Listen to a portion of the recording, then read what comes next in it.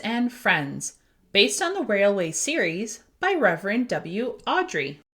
Thomas is a cheeky little engine who always tries his best to be really useful. Peep, peep! One morning, Thomas took passengers to the town. Toot, toot! Said Thomas as he rushed along the track. He quickly dropped the passengers off at the station. Then Thomas picked up some fish trucks from the harbor. He didn't like that job.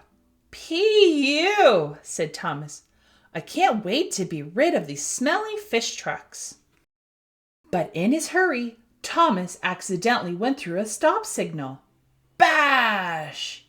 The trucks crashed into Salty and covered both engines in smelly fish. I do like the sea, Salty said, but not this much. Thomas had learned a very important lesson. In future, he would work slowly and carefully instead of rushing and making silly mistakes. Thank you so much for spending some time with me reading this book. I can't wait to see you again soon. Bye!